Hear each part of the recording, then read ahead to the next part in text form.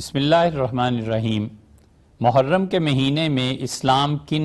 نیکیوں کے متعلق ہمیں تعلیم دیتا ہے، اس کا تذکرہ غالباً آپ نے سنا ہوگا۔ ایک وہ محرم ہے جس میں اسلام نے عزت، احترام، انسانی خون سے بچاؤ اور فرق مراتب کا حکم دیا، اور پھر ایک محرم وہ ہے جو سیدنا حسین ابن علی رضی اللہ عنہ پہ آیا، اور حسین ابن علی رضی اللہ عنہ عالم اسلام کی ان شخصیات میں ہیں جن کی قربانی، جن کا موقف اور انہوں نے جس مقصد کے لیے قربانی دی اور جس طرح انہوں نے شجاعت کی داد دی، وہ قیامت تک یاد رکھے جانے والی چیزوں میں سے۔ وہ ایک بڑے باپ کے بیٹے تھے، وہ ایک بڑی شخصیت کے نواسے تھے، اور انہوں نے اپنے والد اور اپنے نانا علیہ الصلوۃ والسلام کی عزت اور احترام میں سرے منہ فرق نہیں آنے دیا، بلکہ انہوں نے ان کی عزت اور مرتبے کو بڑھایا، اور انہوں نے اپنے عمل سے ثابت کیا کہ وہ کیسا شجیع اور بہادر خاندان تھا، کس ماں کا دودھ انہوں نے پیا تھا اور کس باپ کی پرورش سے وہ نکلے تھے، کس بڑے بھائی نے ان کی تربیت کی تھی اور کس پاکیزہ ماحول میں انہوں نے پرورش پائی تھی۔ سیدنا حسین ابن علی رضی اللہ عنہ، اصل قصہ تو یوں شروع ہوتا ہے کہ حضرت رسالت پناہ صلی اللہ علیہ وسلم سے صاحبزادی صاحبہ کے لیے متعدد درخواستیں کی گئیں اور رشتے آنا شروع ہوئے، اور خود حضرت رسالت پناہ صلی اللہ علیہ وسلم بجائے اس کے کہ کہیں سے کوئی رشتے آئے ہوئے پہ ہاں کہتے، انہوں نے خود ایک کا انتخاب فرمایا، اور نظر مبارک، نظر انتخاب سیدنا علی رضی اللہ عنہ پہ پڑی، اور حضرت رسالت پناہ صلی اللہ علیہ وسلم نے خود سیدنا علی رضی اللہ عنہ سے کہا کہ وہ اپنی بیٹی ان کے نکاح میں دینا چاہتے ہیں۔ سیدنا علی رضی اللہ عنہ، تاریخ کی مستند روایات میں آیا ہے کہ وہ چاہتے تھے اس رشتے کے لیے، مگر وہ پیش قدمی اس لیے نہ فرما سکے کہ ان کو اپنے مالی حالات کے متعلق تذبذب تھا کہ مالی حالات میں تو یہ ہے کہ گھر میں اچھی طرح ڈھنگ کا سامان بھی میسر نہیں ہے، اور اس پہ میں شہزادی دو عالم کو اپنے گھر آنے کی دعوت دوں، حضرت رسالت مآب صلی اللہ علیہ وسلم سے رشتے کے لیے درخواست کروں، یہ ذرا سا غیر مناسب معلوم ہوتا ہے، حتیٰ کہ حضرت رسالت پناہ صلی اللہ علیہ وسلم نے خود بات کی تو سیدنا علی رضی اللہ عنہ نے سے عرض کیا کہ میرے پاس حق مہر دینے کے لیے کچھ بھی نہیں، گھر میں کچھ بھی تو نہیں ہے، حق مہر میں کیا چیز پیش کریں گے؟ حضرت رسالت پناہ صلی اللہ علیہ وسلم نے فرمایا کہ میں نے تمہیں ایک ڈھال دی تھی، وہ ہے؟ انہوں نے عرض کیا کہ جی وہ تو گھر میں ہے۔ فرمایا اس سے بیچو اور اپنا کام چلاؤ۔ سیدنا علی رضی اللہ عنہ اس ڈھال کو لے گئے اور سیدنا عثمان رضی اللہ عنہ نے خرید لی، 480 درہم میں وہ ڈھال بکی، اور سیدنا عثمان رضی اللہ عنہ رقم ان کے ہاتھ پیش کی،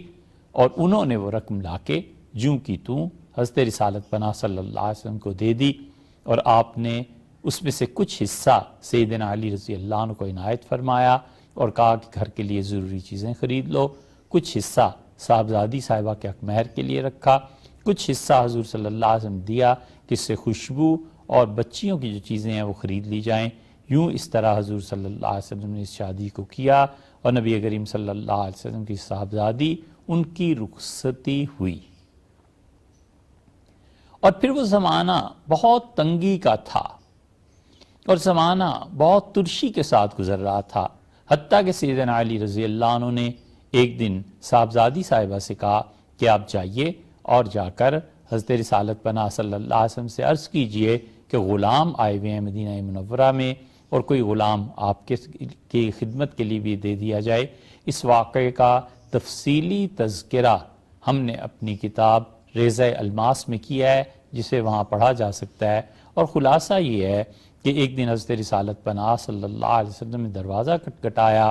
اور ایک ہی تو لحاف تھا جس میں دونوں تشریف فرما تھے اور لیٹے ہوئے تھے، اور سیدنا علی رضی اللہ عنہ کا کہ میں حضور صلی اللہ علیہ وسلم کی چاپ سے سمجھ گیا کہ سرکار تشریف لاتے ہیں، اور پھر آپ نے دروازہ کھولا اور اندر تشریف لے آئے، اور ہمارا حال یہ تھا کہ ہم سر کی طرف لحاف کو کھینچتے تھے تو پاؤں کھل جاتے تھے، پاؤں کی طرف کرتے تھے تو سر کھل جاتا تھا، اور صاحبزادی صاحبہ سمٹ گئیں اس لحاف کے اندر ہونے کی وجہ سے، اور شرم و حیا سے وہ بالکل اپنے جسم کو انہوں نے سمیٹ لیا۔ حضرت رسالت پناہ صلی اللہ علیہ وسلم نے حکم فرمایا کہ علی مکانکم، ٹھیک اپنی جگہ پہ اسی طرح رہو جیسے تم ہو۔ حکم تھا، ماننا پڑا، اور آپ پائنتی کی طرف آئے اور میرے اور اپنی صاحبزادی صاحبہ رضی اللہ عنہا کے قدموں کے درمیان بیٹھ گئے، اور پھر اپنی دونوں ٹانگیں پھیلا دی، اور اس سے رسالت پناہ صلی اللہ علیہ وسلم کے دونوں پاؤں میرے سینے کے قریب آ گئے، تو مجھے محسوس ہوا کہ یہ تو یخ ہیں ٹھنڈک سے۔ تو میں نے حضور اقدس صلی اللہ علیہ وسلم کے دونوں پاؤں اپنے سینے سے لگا لیے، حتیٰ اسخنتہ، یہاں تک کہ میں نے دونوں پاؤں کو گرم کر دیا۔ اللہ ہی کے علم میں ہے کہ حضور اقدس صلی اللہ علیہ وسلم کے پاؤں سے اس رات کتنے علوم مرتضیٰ رضی اللہ عنہ کے سینے میں منتقل ہوئے ہوں گے، اور اللہ ہی جانتا ہے کہ کتنی برکتیں سیدنا علی رضی اللہ عنہ کو ان پاؤں سے ملی ہوں گی، جن پاؤں کی خاک پہ دنیا قربان، وہ پاؤں ایک وقفے تک، ایک مدت تک، کئی لمحات تک، کئی پہروں تک سیدنا علی رضی اللہ عنہ کے سینے سے چمٹائے رکھا ہوں، اور فرمایا الا ادلکما، میں تمہیں بتاؤں ایک ایسی چیز جو تمہارے لیے نوکر سے بہتر ہے، اور پھر وہ ساری تفصیلات ہماری کتاب میں دیکھی جا سکتی ہیں۔ اور پھر سیدنا حسن رضی اللہ عنہ کی پیدائش ہوئی، شادی کو بھی سال بھر بھی نہیں گزرا تھا، بہت خوشی ہوئی، حضور اقدس صلی اللہ علیہ وسلم تشریف لائے اور پوچھا میرے بیٹے کا کیا نام رکھا ہے؟ سیدنا علی رضی اللہ عنہ کہتے تھے کہ مجھے حرب نام بہت پسند تھا، جنگ۔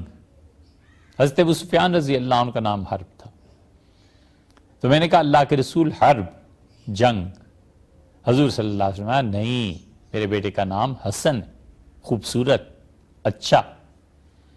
اسی لیے قرآن کہیں یہ نہیں کہتا کہ الحرب خیر، جنگ بڑی اچھی چیز ہے، قرآن کہتا ہے الصلح خیر، صلح بڑی اچھی چیز ہے۔ قرآن کہتا ہے فمن عفا و اصلح، جو اپنی زندگی میں اپنے دشمنوں کو معاف کرتا رہے، وہ اصلح، اور ہمیشہ صلح کی طرف چلتا رہے، فاجرہ علی اللہ، لوگوں اس شخص کا اجر میرے ذمہ رہا۔ آپ کسی دوست کے پاس جاتے ہیں، آپ اس کو کہتے ہیں کہ یہ کام ہے، وہ کہتا ہے چھوڑو یار چائے پیو، آپ کہتے ہیں یہ کام، وہ کہتا ہے کام میرے ذمہ رہا، بس تم کچھ فکر نہ کرو، میرے ذمہ رہا۔ اس سے بڑی بات کیا ہو سکتی ہے؟ وہ کہتا ہے فکر نہ کرو، میرے ذمہ۔ اللہ نے یہ نہیں کہا میں جنت دوں گا، یہ کروں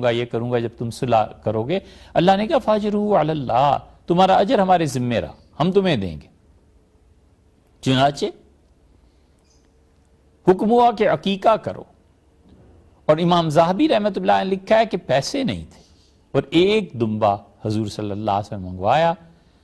اور حضرت حسن رضی اللہ عنہ کی طرف سے عقیقہ کیا۔ اسی لیے عقیقے کا کرنا سنت موقدہ بھی نہیں ہے، اگر موقدہ سنت ہوتی حضور صلی اللہ علیہ وسلم اپنے بیٹے حضرت ابراہیم کا بھی عقیقہ کرتے، مگر حضور صلی اللہ علیہ وسلم نے نہیں کیا۔ اور حسن رضی اللہ عنہ کی پیدائش پہ حضور صلی اللہ علیہ وسلم بہت خوش تھے، اور عقیقہ بھی کیا، پھر اس کے سر کے بال اتروائے، پھر بالوں کے ہم وزن، بالوں کا وزن کر کے اتنی چاندی اللہ کی راہ میں تقسیم کی گئی، صدقہ کیا گیا۔ یہ سب کام بڑی فرحت اور راحت کے ساتھ حضرت رسالت پناہ صلی اللہ علیہ وسلم انجام دیے، اور پھر ابھی سال پورا نہیں ہوا تھا کہ سیدنا حسین رضی اللہ عنہ کا تولد ہوا۔ حضرت رسالت پناہ صلی اللہ علیہ وسلم نے جا کے اپنی گود میں لیا، اور ایک رات اس سے پہلے ایسی گزری کہ حضرت ام المومنین ام سلمہ رضی اللہ عنہ کہتی تھی کہ میں حضور اقدس صلی اللہ علیہ وسلم تشریف لیٹے ہوئے تھے اور سو رہے تھے کہ گھبرا کر اٹھ بیٹھی، اور جو خواب میں نے دیکھا تھا اس کی وجہ سے میں شدید پریشان تھی۔ تو میرے اس اچانک اٹھنے پہ حضرت رسالت پناہ صلی اللہ علیہ وسلم کی آنکھ کھل گئی، بیدار ہوئے، فرمایا کیا بات ہے ام سلمہ؟ میں نے کہا میں نے بہت خوفناک خواب دیکھا۔ ارشاد فرمایا کیا؟ میں نے کہا میں نے دیکھا ہے کہ آپ کے جسم مبارک کا ایک ٹکڑا کاٹ کر میری گود میں ڈال دیا گیا۔ تو حضرت رسالت پناہ صلی اللہ علیہ وسلم مسکرائے اور فرمایا میری بیٹی فاطمہ رضی اللہ عنہ امید سے ہیں اور اس کے یہاں بیٹا پیدا ہوگا اور تم اسے اپنی گود میں لے لو گی، یہ ہے خواب سارا۔ اور یہی ہوا، ام المومنین ام سلمہ رضی اللہ عنہ کی گود میں سیدنا حسین رضی اللہ عنہ آئے، تشریف آوری ہوئی، پوچھا کہ بیٹے کا کیا نام ہے؟ سیدنا علی رضی اللہ عنہ کہتے تھے میں نے دوبارہ کہا کہ اس کا نام حرب رکھیں گے، آپ نے کہا نہیں یہ میرا بیٹا حسین ہے، اور پھر اسی طرح عقیقہ کیا گیا اور سب چیزیں۔ ایک فرق البتہ لکھا ہے کہ سیدنا حسین رضی اللہ عنہ کی پیدائش پہ مالی حالات کچھ بہتر تھے تو حضور اقدس صلی اللہ علیہ وسلم نے 2 جانور ذبح فرمائے، بیٹے کی طرف سے 2 اور بیٹی کی طرف سے 1، اور یہ عقیقہ بہت قدیم حضرت ابراہیم علیہ السلام کے زمانے سے ایک ریت چلی آتی تھی کہ خاندان میں خوشی کے اظہار کے لیے کیا جاتا تھا، اسی لیے یہودی بھی کرتے تھے، اور یہودی ہمیشہ اپنے بیٹے کی طرف سے 2 کرتے تھے اور بیٹیوں کی طرف سے کچھ نہیں ہوتا تھا۔ یہ اسلام ہے جس نے اس طریقے کو بدلا، یہ حضرت رسالت پناہ صلی اللہ علیہ وسلم ہے جنہوں نے فرمایا کہ یہودی 2 کرتے ہیں بیٹی کی طرف سے، ہم بھی 2 کرتے ہیں، لیکن دیکھو وہ بیٹی کی طرف سے کچھ نہیں کرتے، اور ہمارے ہاں جب بیٹی پیدا ہوگی تو اس کی طرف سے قہری قربانی کی جائے گی، یعنی 1 جانور اللہ کی راہ میں ذبح کیا جائے گا۔ سیدنا حسین اور حسن رضی اللہ عنہما 1 سال سے بھی کم وقفے کے یہ دونوں بچے کھیلتے تھے۔ حضرت رسالت پناہ صلی اللہ علیہ وسلم کے گھر کے ساتھ ہی تو ان کا گھر تھا، جہاں پہ اب قبر مبارک ہے، اسی کے ساتھ دوسرا حجرہ حضرت فاطمہ رضی اللہ عنہ کا تھا، یا پھر ایک روایت میں آتا ہے کہ سامنے حضرت فاطمہ رضی اللہ عنہ کا حجرہ تھا، اور حضرت نعمان رضی اللہ عنہ نے حضور صلی اللہ علیہ وسلم کی دقت دیکھتے ہوئے اس حجرے کو خدمت مبارکہ میں پیش کر دیا تھا، کیونکہ سیدنا علی رضی اللہ عنہ کا گھر یا حجرہ جو تھا وہ دور تھا۔ اور حضرت رسالت پناہ صلی اللہ علیہ وسلم شادی کے بعد ہمیشہ وہاں تشریف لے جاتے تھے۔ مسجد نبوی میں اتنی دیر آپ کا نہ ہونا، گھر پہ نہ ہونا، صحابہ کرام رضی اللہ عنہ کو یہ تھوڑی سی جدائی بھی بڑی شاق اور گراں گزرتی تھی، اور عرض کیا گیا کہ آپ نعمان سے کہیے کہ آپ کے گھر کے ساتھ جو گھر ہے یہ نعمان کا ہے، یہ آپ کو دے دیں اور وہ گھر ادھر کا لے لیں۔ تو حضور اقدس صلی اللہ علیہ وسلم نعمان کے پہلے ہی مجھ پہ بہت احسانات ہیں، میری غیرت گوارا نہیں کرتی کہ میں نعمان سے یہ کہوں۔ اور پھر حضرت نعمان رضی اللہ عنہ تک شدہ خبر پہنچی، ان کا اللہ کے رسول میرا جو کچھ بھی ہے وہ جناب والا ہی کا تو ہے اور آپ ہی کا تو ہے، اور انہوں نے اپنا حجرہ حضور صلی اللہ علیہ وسلم میں پیش کیا، اور آپ نے پھر حضرت فاطمہ رضی اللہ عنہ کو وہاں بلا لیا۔ اسی لیے صبح کی نماز کے وقت جب آپ اپنے حجرے سے دروازے سے نکلتے تھے، 2 دروازے تھے حضور صلی اللہ علیہ وسلم کے حجرے کے، جب آپ نکلتے تھے تو آپ سامنے دروازہ جو تھا اس پہ دستک دیتے تھے، چھپر سا ایک درمیان میں پڑا ہوا تھا، اور یہ جو برآمدہ تھا اسی سے گزر کے آپ مسجد نبوی میں آگے تشریف لے جاتے تھے، اور روز دستک ہوتی تھی اور فرماتے تھے کہ اہل بیت اٹھو نماز کے لیے چلو، اور اللہ نے پورا ارادہ کر لیا ہے کہ میرے اہل بیت کو اللہ پاک رکھے۔ روز یہ بچے آواز سنتے تھے، نانا تھے، اور ایک دن پھر ایسا بھی قدرت نے دکھایا کہ حضرت رسالت پناہ صلی اللہ علیہ وسلم مسجد نبوی میں خطبہ دے رہے تھے، اور خطبے کے دوران صحابہ کرام رضی اللہ عنہم آپ کی تقریر بہت اہتمام سے سن رہے تھے، اور حضور اقدس صلی اللہ علیہ وسلم کی عادت طیبہ یہ تھی کہ جمعے میں 1 خطبہ دیتے تھے، 1 تقریر کرتے تھے بس۔ پھر عمر مبارک زیادہ ہو گئی، جسم کا وزن زیادہ ہو گیا، کھڑا ہونا دشوار ہو گیا، اس وجہ سے پھر آپ تقریر کرتے تھے، درمیان میں بیٹھ جاتے تھے، تھوڑا سا قرآن کی تلاوت کرتے تھے، پھر اٹھ کے دوسرا خطبہ دیا کرتے تھے۔ اور حضور صلی اللہ علیہ وسلم کی آخری عمر میں یہ ہوا تھا، اس لیے ہمارے ہاں اب تک یہ سلسلہ رائج ہے کہ خطیب 1 خطبہ دیتا ہے اور پھر وہ تھوڑی دیر بیٹھتا ہے اور پھر دوسرا خطبہ جمعے کا وہ پڑھتا ہے۔ ان دونوں خطبوں کے درمیان حضرت رسالت پناہ صلی اللہ علیہ وسلم قرآن کریم کی کوئی نہ کوئی سورت چھوٹی سی غالباً پڑھ لیتے تھے۔ یہ تو معلوم نہیں ہو سکا اب تک کہ کون سی سورت پڑھتے تھے، لیکن یہ معلوم ہے کہ افسوس امت نے اس سنت کو ترک کر دیا، اور کوئی مولوی ایسا نہیں آپ کو ملے گا کہ 2 خطبوں کے درمیان بیٹھ کے سورہ اخلاص، سورہ کوثر، کوئی بھی چھوٹی سی سورت پڑھ دے۔ لوگوں نے اس سنت کو ترک کر دیا اور تقریر حضور صلی اللہ علیہ وسلم کی ہوتی تھی۔ ایک دن صحابہ کرام رضی اللہ عنہم بڑی خاموشی سے سر جھکائے، سب باتیں سنے، اور اچانک آپ ممبر سے نیچے اترے اور مسجد نبوی کے دروازے کی طرف چل پڑے۔ لوگ حیران کہ کیا ایسی چیز پیش آ گئی ہے، واپس ممبر پہ تشریف لائے اور ایک بازو پہ سیدنا حسن رضی اللہ عنہ کو اٹھا رکھا تھا، دوسرے بازو پہ سیدنا حسین رضی اللہ عنہ کو اٹھا رکھا تھا، اور آپ نے کہا لوگو، اللہ جو کہتا ہے نا کہ تمہاری اولاد تمہاری آزمائش ہے، یہ واقعی سچ ہے۔ دیکھو میرے یہ دونوں بیٹے آئے، مسجد میں داخل ہوئے اور یہ لڑکھڑا رہے تھے، مجھے ڈر لگا کہ میرے بچے کہیں زمین پہ نہ آ پڑیں، تو میری اس سے برداشت نہیں ہوا اور میں گیا ہوں اور ان دونوں کو لایا، اور دونوں کو حضور صلی اللہ علیہ وسلم نے اٹھا رکھا تھا۔ ایک موقع پہ ارشاد فرمایا کہ میرے بیٹے جنت کے خوشبودار پھول ہیں، ریحانتئے، جنت کے ایسے پھول ہیں جن سے خوشبو آتی ہے۔ اور پھر سیدنا علی رضی اللہ عنہ ان کی تربیت فرماتے رہے، یہاں تک کہ ان بچوں میں شعور کے سن آئے، اور پھر ایک دن حضرت حسن رضی اللہ عنہ درخواست کی نانا سے کہ نانا آپ دعائے قنوت کیا پڑھتے ہیں وتر میں، مجھے سکھا دیجئے۔ تو حضور اقدس صلی اللہ علیہ وسلم نے سیدنا حسن رضی اللہ عنہ کو تلقین کی اور فرمایا بیٹے یہ دعا مانگا کرو، اللہم اہدنی فی من ہدیت۔ یہ ساری روایت ترمذی میں موجود۔ پھر ایک دن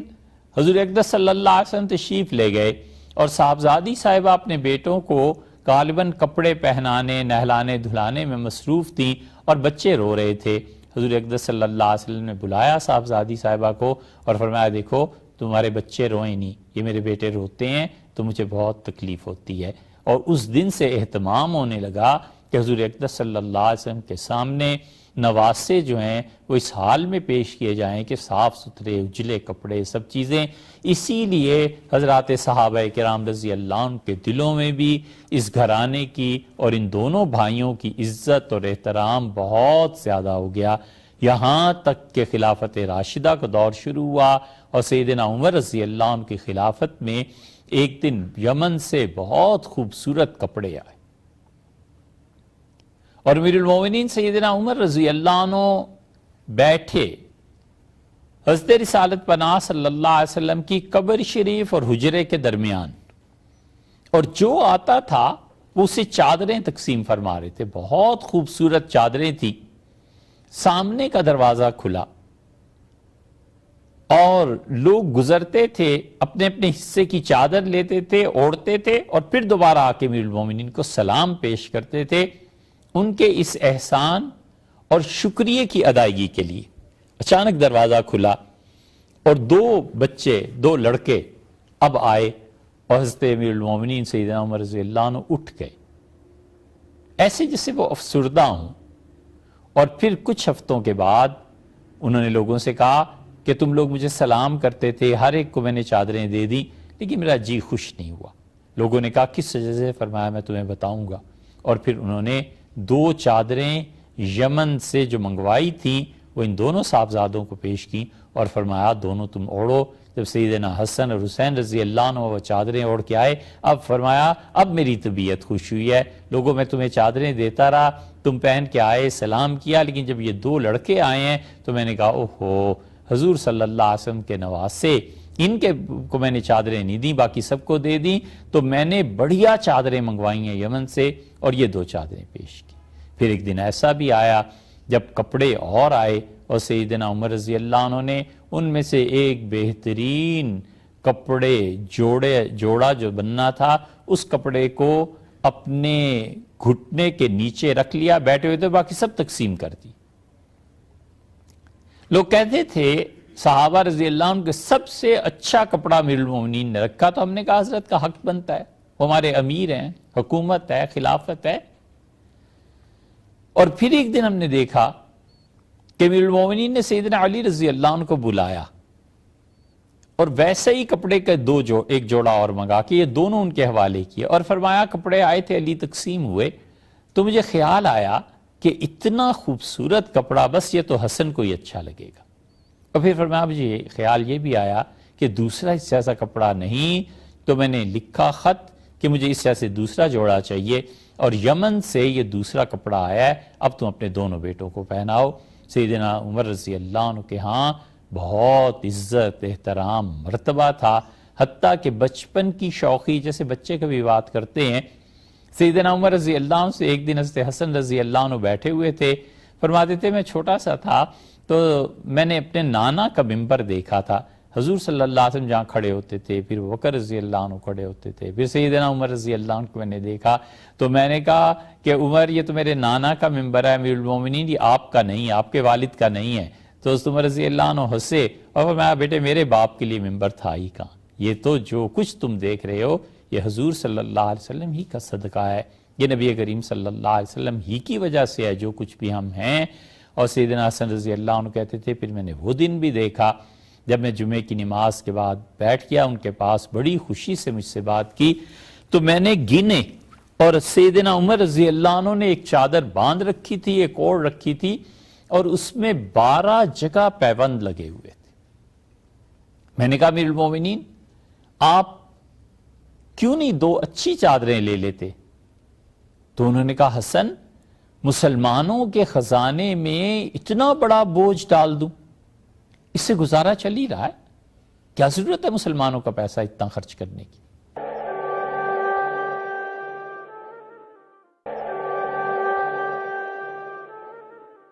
پھر سیدنا عثمان رضی اللہ عنہ کا دور آیا اور اس وقت یہ لوگ جوان ہو چکے تھے۔ طبرستان پہلی مرتبہ جو جہاد ہوا ہے اس میں حضرات تشریف لے گئے اور طبرستان کے جہاد میں شرکت کی، پھر اس کے بعد بھی جہاد میں شرکت کرتے رہے۔ سیدنا علی رضی اللہ عنہ نے خاص اہتمام سے ان کے فرائض میں شامل کیا اور کہا دیکھو جاؤ، اور مدینہ منورہ پہ باغیوں کا قبضہ ہو رہا ہے، خبردار جو امیر المومنین سیدنا عثمان رضی اللہ عنہ کو کچھ ہو تو تمہاری سخت پرسش اس پہ ہوگی۔ اور حسن رضی اللہ عنہ کہتے ہیں میں اور بھائی کھڑے تھے اور لوگ بھی کھڑے تھے، حضرت جعفر رضی اللہ عنہ کے اولاد کھڑی تھی اور ہم ہر طرف پہرا دے رہے تھے کہ کوئی سیدنا عثمان رضی اللہ عنہ کے گھر میں نہ چلا جائے، اور پتہ چلا کہ باغی کہیں پیچھے سے دیواریں پھلانگ کر چلے گئے اور انہوں نے جا کے آنن فانن سیدنا عثمان رضی اللہ عنہ کو شہید کر دیا۔ جب خبر پھیلی ہے تو ہم تو باہر کھڑے تھے، والد آئے سیدنا علی رضی اللہ عنہ اور میرے سینے پہ مکہ مارا اور کہا حسن تم زندہ اور امیر المومنین شہید ہو گئے، بہت سخت لفظ کہے۔ پھر ان کے والد سیدنا علی رضی اللہ عنہ کا دور آیا، اور سیدنا علی رضی اللہ عنہ کا دور تو گویا خلافت ان کے اپنے ہاں کی تھی۔ سیدنا علی رضی اللہ عنہ نے سارے جہاں بانی کے گر سکھائے، شہزادوں کی تربیت کی، نرم گرم، اور ہر حال میں انہیں بتایا کہ کس طرح حضور اقدس صلی اللہ علیہ وسلم نے امت کو مجتمع رکھا ہے، کیا کام کرنا ہے کیا کام نہیں کرنا۔ اور سیدنا علی رضی اللہ عنہ کی اس تربیت کا اثر یہ تھا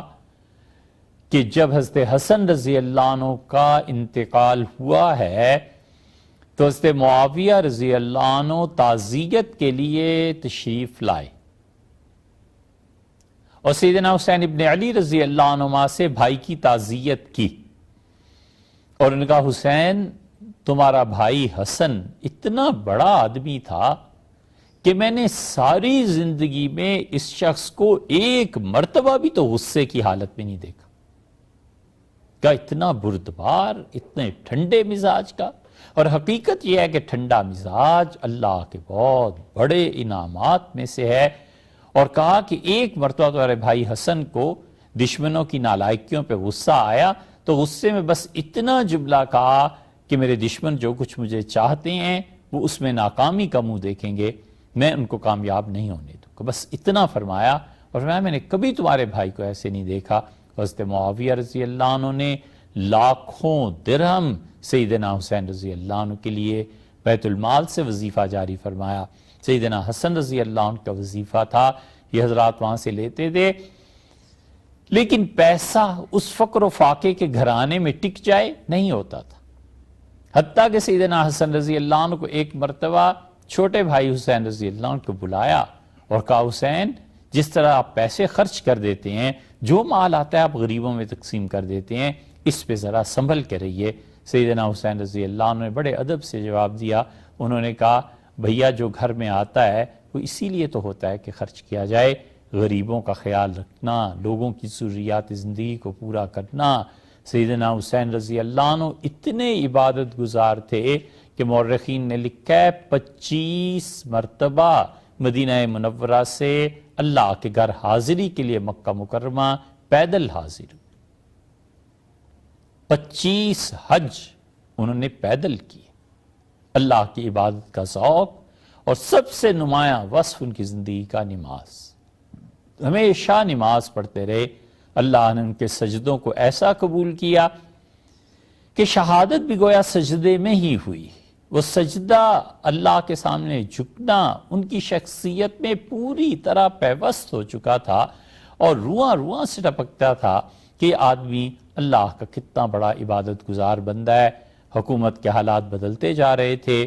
اور سیدنا معاویہ رضی اللہ عنہ جانتے تھے یہ تاریخ کا بڑا اہم اور نازک مقام ہے. اس تاریخ کو اگر آپ پڑھیں اور خاص طور پہ الخطط اگر آپ کتاب پڑھیں مقریزی کی ہے اور ابن خلدون کی تاریخ اور وغیرہ وغیرہ یہ چیزیں پڑھیں تو اس وقت حالات کے بن چکے تھے کہ سیدنا معاویہ رضی اللہ عنہ اپنی دور اندیشی سے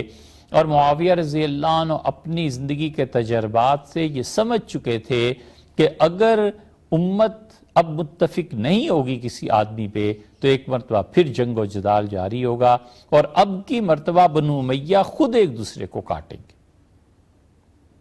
بنو امیہ میں مختلف افراد وہ اس انتظار میں تھے کہ سیدنا معاویہ رضی اللہ عنہ کی رخصتی ہو دنیا سے اور وہ خلافت کا علم بلند کریں اور امت ایک مرتبہ پھر خون میں نہا جائے. اور انہیں اندازہ تھا اور ان کی مجبوری بھی ہو گئی تھی کہ اب بنو امیہ اور 20 سال کی اس طویل حکومت میں جتنے سردار لوگ بنے اب یہ یزید کے علاوہ کسی پہ متفق نہیں ہوں گے. چنانچہ سیدنا معاویہ رضی اللہ عنہ نے یزید کی متعلق بات شروع کی کہ یزید کی بیعت کی جائے. وہ نہیں چاہتے تھے کہ امت ان کے بعد کٹ مرے، لڑے اور خون کی ندیاں پھر سے بہہ جائیں. اور مدینہ منورہ اطلاع دی گئی کہ یزید کی بیعت کے لیے اور 57-58 ہجری میں یہ چیزیں شروع ہو چکی تھیں. 56 ہجری کے واقعات بھی کچھ اس قسم کی باتیں بتاتے ہیں اور 57-58 میں تو بات ہو گئی تھی. حضرت ابوبکر رضی اللہ عنہ کے بیٹے عبد الرحمن سے کہا گیا کہ وہ یزید کی بیعت کریں. انہوں نے انکار کر دیا اور انہوں نے کہا قطعاً اس کی بیعت نہیں ہوگی. اور ان سے کہا کسی نے مدینہ میں کہ یہ ابوبکر اور عمر رضی اللہ عنہما کی سنت ہے. انہوں نے کہا جھوٹ بکتے ہو. ابوبکر اپنی اولاد کو حکمران نہیں بنا کے گئے، نہ عمر نے اپنی اولاد کو دیا ہے حکمرانی کا حق. سنت قیصر و کسرا، یہ قیصر اور کسرا کا طریقہ ہے کہ باپ کے بعد اس کے بیٹے حکومت سنبھال لیں. انہوں نے کہا ابوبکر عمر رضی اللہ عنہ کا یہ طریقہ نہیں تھا. چنانچہ خدا کا ایک نظام تھا، انہوں نے بیعت بھی نہیں کی اور یزید کی حکومت آنے سے پہلے ان کا انتقال ہو گیا. بات یہ نہیں ہے کہ یزید کی حکومت کو کوئی اچھا سمجھتا تھا. سیدنا حسین ابن علی رضی اللہ عنہ اس کے خلاف تھے. عبداللہ ابن زبیر رضی اللہ عنہ نے تو بغاوت کر کے باقاعدہ حرمین شریفین میں اپنی حکومت قائم کی. حضرت زبیر رضی اللہ عنہ کے بیٹے یزید کے سخت خلاف تھے. حتیٰ کہ شام کے علاوہ کون سا علاقہ تھا جو باقی رہ گیا جس پہ عبداللہ ابن زبیر رضی اللہ عنہ خلیفہ نہ مانے گئے؟ عبداللہ ابن عباس رضی اللہ عنہ خلاف تھے. عبداللہ ابن عمر رضی اللہ عنہ نے فتنے کو روکنے اور امت کے انتشار کو ختم کرنے کو بیعت تو کر لی لیکن وہ خوش نہیں تھے. جتنے صحابہ رضی اللہ عنہ بچ گئے تھے ان میں سے کون تھا جو یزید کی حکومت سے خوش تھا؟ کوئی بھی نہیں. حسین ابن علی رضی اللہ عنہ ہی نہیں، عالم اسلام کی بڑی بڑی شخصیات اس کے خلاف تھیں. لیکن کسی نے اٹھ کے للکارا ہو حکومت کو اور کسی نے اٹھ کے چیلنج کیا ہو حکومت کو اور کسی نے اپنے موقف کی صداقت کے لیے اپنے خون سے مہر لگا دی ہو، وہ سیدنا حسین ابن علی رضی اللہ عنہ تھے، اور ان کا اجتہاد تھا، اور امت اس پہ متفق چلی آئی ہے کہ سیدنا حسین ابن علی رضی اللہ عنہ کا نکلنا، حکومت کے خلاف بولنا، حتیٰ کہ شہادت اور قربانی، یہ سب چیزیں حق تھیں، سب چیزیں جائز تھیں، اور سب چیزوں پہ اللہ نے انہیں بے پایاں اجر سے نوازا۔ سیدنا معاویہ رضی اللہ عنہ کا انتقال ہوا، اور ان کے انتقال کی خبر کو مخفی رکھا گیا، اور یزید کی حکومت آئی، اور سیدنا معاویہ رضی اللہ عنہ جانتے تھے کہ سیدنا حسین ابن علی رضی اللہ عنہ کو اہل کوفہ خلافت کے قیام کی دعوت دیں گے، اور سیدنا عبداللہ ابن زبیر رضی اللہ عنہما بغاوت کر بیٹھیں گے۔ تو انہوں نے اپنے بعد آنے والے لوگوں کو سمجھا دیا، اور یہ وصیت کی کہ حسین ابن علی رضی اللہ عنہ کا عزت، ادب اور احترام برقرار رکھا جائے۔ چنانچہ مدینہ منورہ میں علالت کی خبریں پہنچیں کہ حضرت معاویہ رضی اللہ عنہ بیمار ہو گئے ہیں، اور ابھی تک موت کی خبر نہیں پہنچی تھی، لیکن مدینہ منورہ کا گورنر ولید وہ جانتا تھا کہ حضرت معاویہ رضی اللہ عنہ کا انتقال ہو گیا ہے، تو اسے جن لوگوں سے خطرہ تھا ان میں سیدنا حسین ابن علی رضی اللہ عنہ تھے، چنانچہ اس نے انہیں دعوت دی، اور ان سے بیعت کے لیے کہا گیا۔ حسین ابن علی رضی اللہ عنہ نے وہی جواب دیا جو ان کے شایان نشان تھا۔ انہوں نے کہا بیعت مجھ جیسا شخص تنہائی میں نہیں کر سکتا، آپ مجھے چھوڑ دیں، میں گھر جاؤں گا، مشورہ کروں گا، اور جس چیز پہ اہل مدینہ بیعت کریں گے میں اہل مدینہ کے ساتھ بیعت کروں گا۔ وہ سمجھ گئے کہ معاملہ خرابی کی طرف چل پڑا۔ ولید کے حواری بیٹھے ہوئے تھے، اور انہوں نے اسے کہا کہ حسین ابن علی رضی اللہ عنہ یہ بچ کے نہ جانے پائے، اگر یہ چلے گئے تو اس کے بعد بہت برا ہوگا، اور حکومت ان پہ قابو نہیں پا سکے گی۔ سیدنا حسین ابن علی رضی اللہ عنہ گھر پہنچے، اور انہوں نے اپنے بھائی محمد سے مشورہ کیا، محمد بن الحنفیہ سے انہوں نے مشورہ کیا، اور انہوں نے کہا بھائی ہم لوگ تو بیعت نہیں کریں گے، یزید کے ہاتھ پہ بیعت ہونا ممکن ہی نہیں ہے، باقی میں آپ سے یہ گزارش کروں گا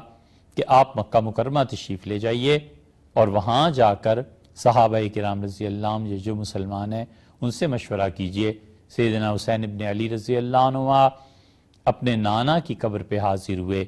حضور اقدس صلی اللہ علیہ وسلم کو خواب میں انہوں نے دیکھا،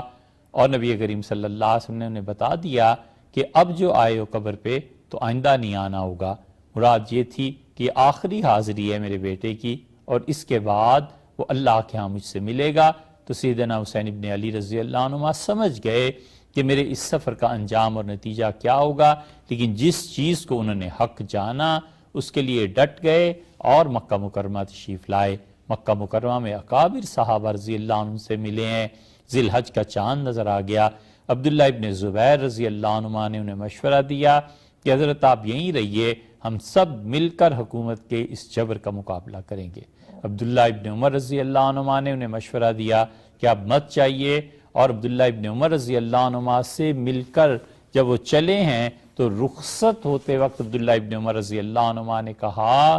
کہ ایک شہید کو اللہ کے حوالے کرتا ہوں۔ وہ جانتے تھے کہ حسین ابن علی رضی اللہ عنہ اب واپس نہیں آئیں گے، جہاں وہ جا رہے ہیں،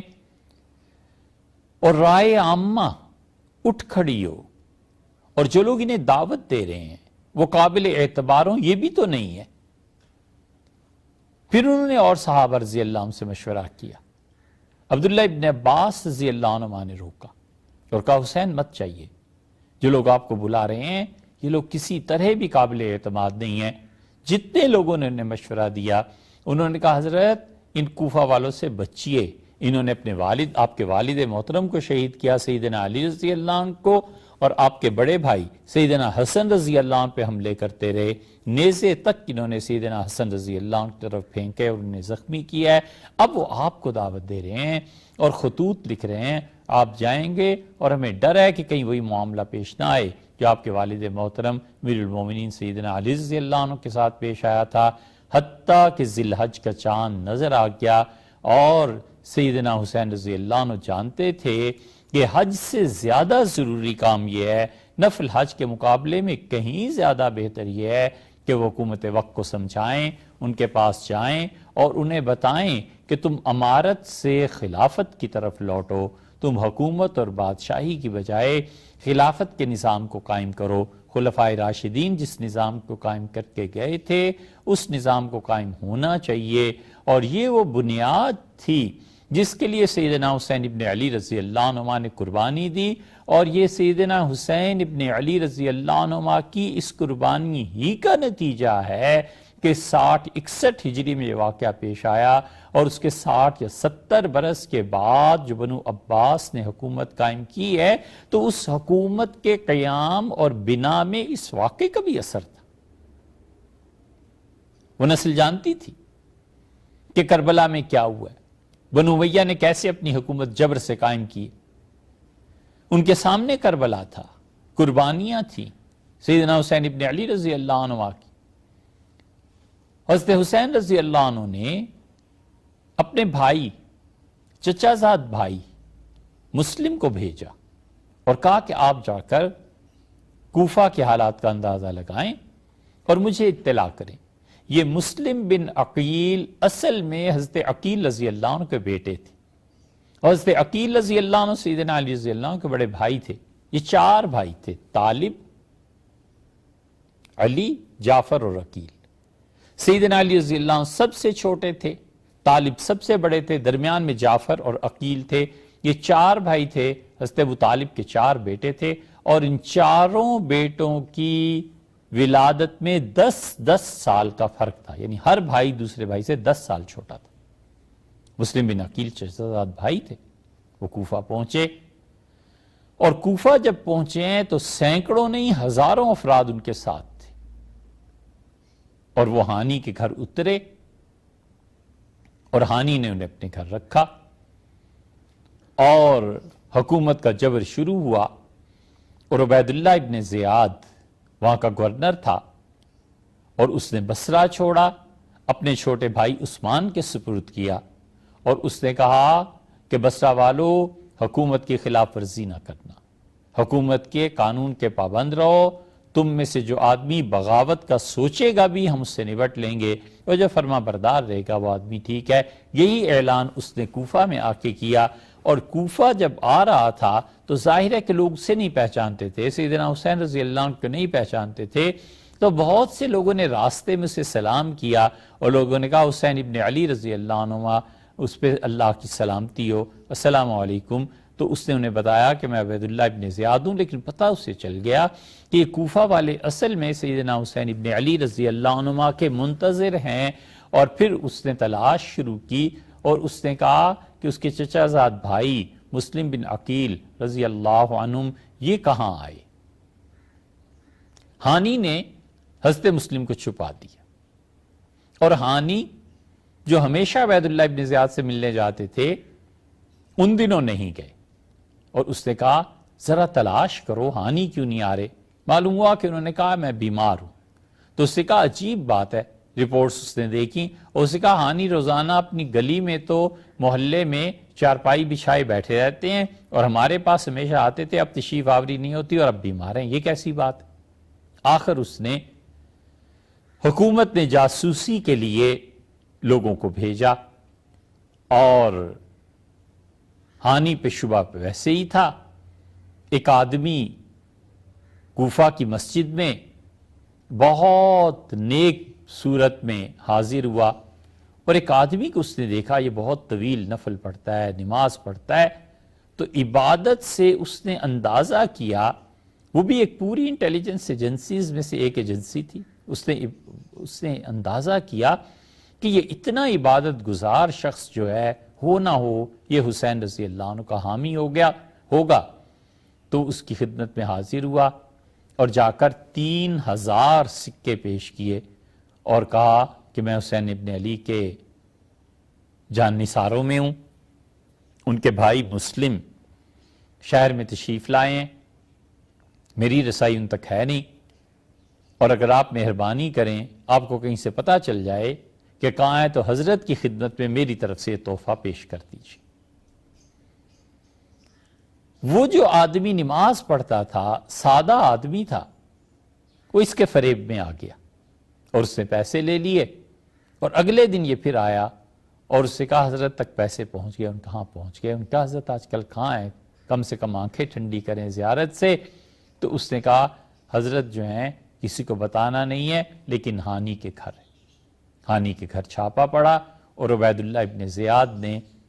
حضرت کو ڈھونڈ لیا، تلاش کر لیا، اور پھر جو قصہ ہوا سو ہوا۔ اور ان کے ساتھ کہاں تو کوفہ کے 18,000 آدمی تھے، اور کہاں جب حکومت کی سختیاں شروع ہوئی ہیں تو 300 آدمی رہ گئے، پھر حکومت کی مزید سختی ہوئی تو 18 آدمی رہ گئے، اور پھر مسلم بن عقیل رحمۃ اللہ علیہ بالکل اکیلے تنہا کوفہ کی گلیوں میں پھرتے رہے، لوگوں نے دروازے بند کر لیے، اور کوئی حکومت کے خلاف کے آدمی کو اپنے یہاں پناہ دینے کے لیے تیار نہیں تھا۔ یہاں تک کہ ایک عورت، اس نے دیکھا ایک مسافر ہے تو اس سے پوچھا تم کون ہو؟ کہا پانی پلا دو، تو اس سے پانی پلایا۔ اس نے کہا کیا چاہیے تمہیں، تم تو مسافر آدمی ہو؟ انہوں نے کہا ہاں میں مسلم ہوں اور عقیل کا بیٹا ہوں اور رات گزارنے کو جگہ چاہیے۔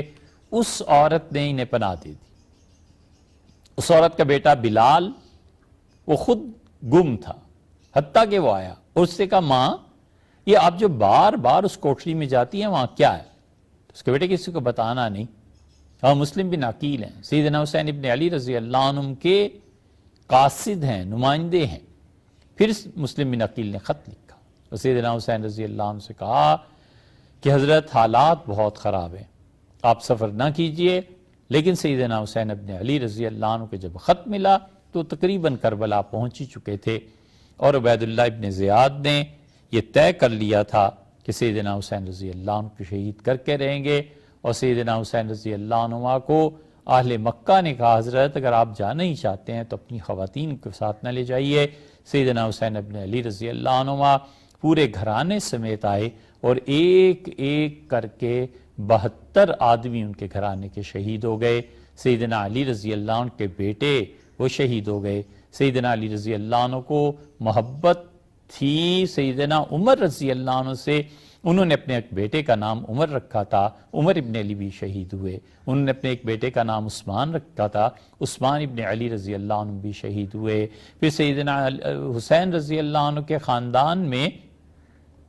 کون بچ گیا تھا؟ اور آخر حضرت فاطمہ رضی اللہ عنہ صاحبزادی صاحبہ کی بیٹی زینب وہ تھیں، اور پھوپھی نے دیکھا کہ میرے بھتیجے شہید ہو گئے ہیں اور صبر نہیں کر پائیں اور خیمے سے باہر آئی ہیں، اور سیدنا حسین ابن علی رضی اللہ عنہ نے بہن کو واپس بھیج دیا اور کہا بہن ابھی وقت نہیں آیا کہ آپ لوگ باہر نکلیں، آپ جائیے اللہ کو یاد کیجئے۔ اور حسین ابن علی رضی اللہ عنہ اٹھے اور کہنے لگے آج میرے نانا نے یاد فرمایا ہے، انہوں نے کہا ہے کہ میں ان کے پاس جاؤں گا اور وہ جنت میں میرے منتظر ہیں۔ 7 محرم کو پانی بند کر دیا گیا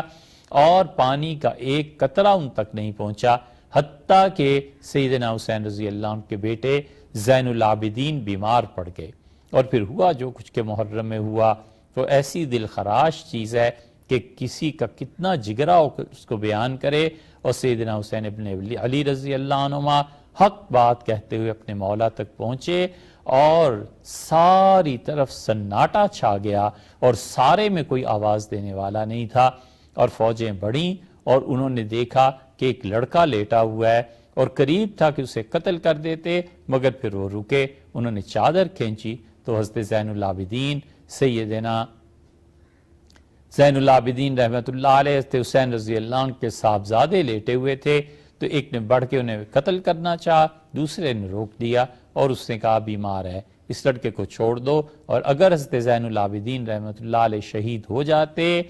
تو دنیا میں حسینی سادات بالکل ان کی نسل پوری ختم ہو جاتی۔ اور پھر وہ ہوا جو ہوا، اور دمشق کے دربار میں بلایا گیا، اور پھر یہ لوگ وہاں سے چلے ہیں، اور وہاں سے انس ابن مالک رضی اللہ عنہ نے دیکھا سیدنا حسین رضی اللہ عنہ کا سر کاٹ کے کربلا میں الگ کر دیا گیا، اور جس میں مبارک پر گھوڑے دوڑا دیے گئے، اور یہ سر ثبوت کے طور پر دمشق بھیجا گیا کہ دیکھنے والوں کی آنکھیں ٹھنڈی ہوں کہ انہوں نے حضرت رسول پاک صلی اللہ علیہ وسلم، حضرت رسالت پناہ صلی اللہ علیہ وسلم کی اس نسل، اس شہزادے، اس عظیم ہستی کے ساتھ یہ حرکت کی جس کے متعلق ان کے نانا نے کہا تھا کہ حسین منی وانا من الحسین، میں حسین سے ہوں اور حسین میرے ہیں۔ اور رسول اللہ صلی اللہ علیہ وسلم نے فرمایا تھا ان دونوں بھائیوں کو دیکھ کے، آپ نے فرمایا تھا کہ اللہ جو حسن اور حسین رضی اللہ عنہما سے محبت رکھے، اللہ تو اس سے محبت فرما، اور اللہ جو ان سے نفرت کرے تو بھی اس سے نفرت کر۔ اور پھر عبید اللہ ابن زیاد نے چھڑی سیدنا حسین رضی اللہ عنہ کے سر پہ ماری، اور اس نے کہا یہ تھا باغی۔ حضرت انس رضی اللہ عنہ آگے بڑھے اور انہوں نے کہا ہونٹوں سے اس چھڑی کو ہٹاؤ، میں نے حضور صلی اللہ علیہ وسلم کو یہاں پیار کرتے ہوئے دیکھا ہے۔ حضور صلی اللہ علیہ وسلم چہرہ مبارک کا بوسہ لیتے تھے۔ اس نے کہا بڈھے اگر تیرا دماغ نہ خراب ہو گیا ہوتا تو میں تجھے بتاتا کہ میرے کام پر مجھے ٹوکنے کا نتیجہ کیا نکلتا ہے۔ انس بن مالک رضی اللہ عنہ دربار سے نکل گئے، اور پھر اللہ نے ان سے پورا انتقام لیا۔ ترمذی حدیث کی کتاب ہے ہمارے یہاں، اس میں یہ آیا ہے کہ اللہ نے کربلا میں جنہوں نے ہاتھ رنگے تھے ان سادات کرام رضی اللہ عنہ کے خون سے انہیں بھی نہیں چھوڑا۔ شمر ذوالجوشن یہ سامنے آیا، اور اس کو برس کی بیماری تھی۔ سیدنا حسین ابن علی رضی اللہ عنہ نے کہا تم آؤ، بالکل تم مجھے مارو گے، قتل کرو گے، میرے نانا نے بتایا تھا کہ تم پر ایک کتا حملہ کرے گا جو چتکبرا ہوگا، اس کے جسم پہ رنگ مختلف ہوگے۔ جس بات کی طرف انہوں نے اشارہ فرمایا ہے وہ اصل بات یہ تھی کہ حضور اقدس صلی اللہ علیہ وسلم ایک دن مسجد نبوی میں آئے صبح کے وقت اور پریشان تھے، اور آپ نے فرمایا کیا ہو گیا ہے؟ میں دیکھتا ہوں کہ میرے خون میں ایک چتکبرے کتے نے ہاتھ ڈالا ہے، کیا ہو گیا ہے؟ مطلب اتنی صفاقی۔ یہ وہ بات تھی جو سیدنا حسین ابن علی رضی اللہ عنہ نے دہرائی۔ ان کا آؤ مجھے معلوم ہے کہ تم مارو گے، اور اس کے جسم پہ سفید نشانات تھے، وہ جانتے تھے، ان کے نانا نے انہیں بتایا تھا کہ یہ چیزیں ہونی ہیں علیہ الصلوۃ والسلام۔ اور پھر حضرت زین العابدین رحمۃ اللہ علیہ اپنی پھوپھی حضرت زینب رضی اللہ عنہ کے ساتھ مدینہ منورہ آ گئے۔ پھر اللہ نے ان کی نسل میں برکت دی۔ حضرت زین العابدین رحمۃ اللہ علیہ نے حکومت کے خلاف کچھ بولنے، کہنے، سننے سے بالکل اپنے آپ کو الگ کر لیا، اللہ کی عبادت میں مصروف رہتے تھے۔ حکومتوں کے حالات دیکھ کے وہ اور حضرت زبیر رضی اللہ عنہ کے بیٹے مسجد نبوی میں پیچھے صفوں میں بیٹھتے تھے، اور رو کے اٹھ کے گھر گھر کو چلے جاتے تھے، کوئی نہیں بولتا تھا، کیونکہ وہ جانتے تھے کہ جبر کیا ہے۔ اور پھر دنیا نے وہ دن بھی دیکھا جب کوفہ کی اسی مسجد میں جہاں توہین کی جاتی تھی سر لائے گئے کاٹ کے،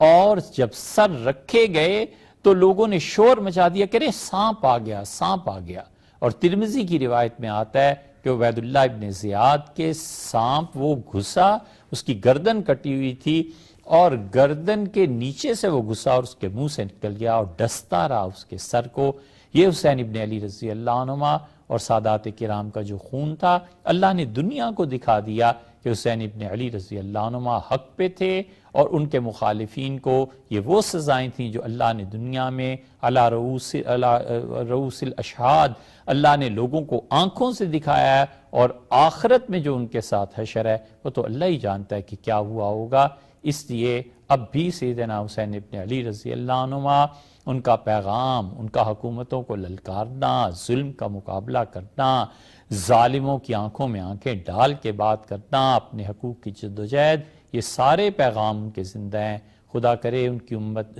کی اس امت میں یہ پیغام زندہ رہیں، اور خدا کرے ان نسبتوں کے حامل پھر اٹھیں، ظلم کا خاتمہ ہو اور انصاف اور عدل کا دور اللہ کرے کہ لوٹے۔